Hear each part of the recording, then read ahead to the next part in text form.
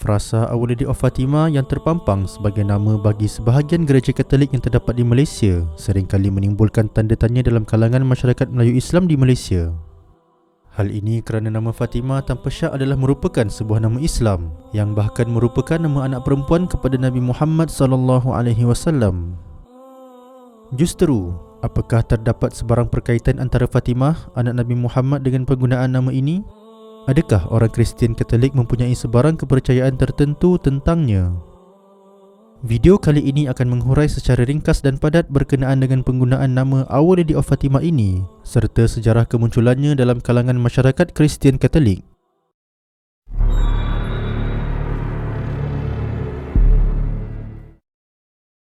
Our Lady of Fatima adalah satu gelaran yang diberikan kepada Virgin Mary atau Maryam alaihissalam dalam tradisi agama Kristian Katolik, disandarkan kepada nama sebuah bandar di Portugal yang dinamakan sempena nama seorang puteri kerajaan Islam Andalus yang telah dicolik, dikristiankan dan seterusnya dikahwini oleh seorang kesatria Portugis iaitu Fatimah. Gelaran yang diberikan kepada Virgin Mary ini adalah bersempena dengan satu fenomena dalam kepercayaan masyarakat Kristian Katolik yang disebutkan sebagai Marian Apparition atau penampakan Maryam, yakni satu kejadian di mana Maryam atau Virgin Mary dilaporkan telah menampakkan dirinya. Peristiwa Marian Apparition yang dikatakan berlaku di bandar yang bernama Fatima ini dilaporkan terjadi pada tahun 1917, di mana Virgin Mary dikatakan telah menampakkan dirinya sebanyak 6 kali dalam tempoh 5 bulan kepada 3 orang kanak-kanak pengembala biri-biri. 3 orang kanak-kanak tersebut iaitu Lucia dos Santos, seorang kanak-kanak perempuan berusia 10 tahun, dan 2 orang sepupunya iaitu Francisco Marto dan Jacinta Marto yang masing-masing berusia 9 dan 7 tahun. Mereka dilaporkan telah mendakwa bahawa mereka telah melihat Virgin Mary di suatu tempat yang bernama Cova da Iria buat pertama kalinya pada 13 Mei 1917. Kesan daripada dakwaan tersebut, masyarakat Kristian Katolik di Portugal mula mengunjungi Cova da Iria, dan kemuncaknya adalah apabila ketiga-tiga orang kanak-kanak ini mendakwa bahawa Virgin Mary akan muncul dan melakukan satu keajaiban pada 13 Oktober 1917.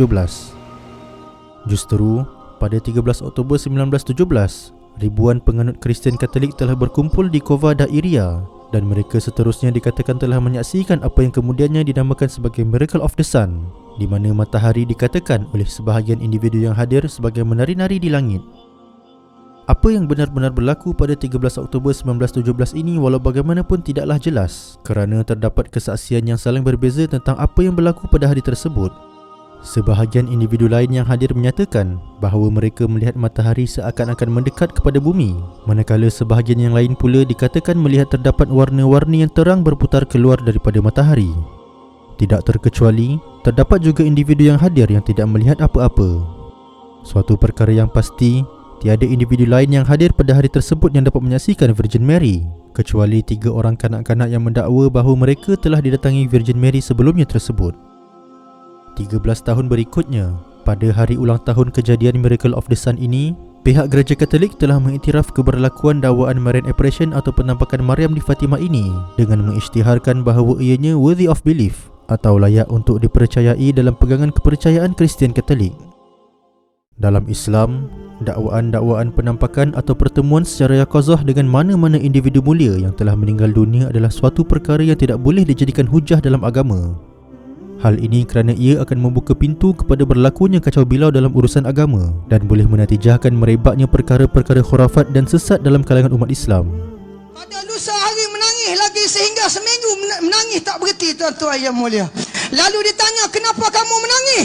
Aku tengok pukul 3 ada Nabi Yaqazatan dalam masjid ini.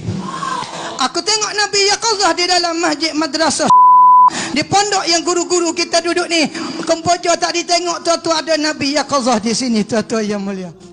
Atas sebab ini jugalah umat Islam seterusnya diseru untuk sentiasa berpegang teguh kepada Al-Quran dan As-Sunnah dan berhati-hati dengan perkara-perkara baharu dalam agama kerana ia boleh membuka pintu kepada kesesatan sebagaimana sabda Nabi Muhammad SAW, fa inna khairal hadithi kitabullah wa khairul huda huda Muhammad wa syarrul umuri muhdatsatuha wa kullu bid'atin dhalalah.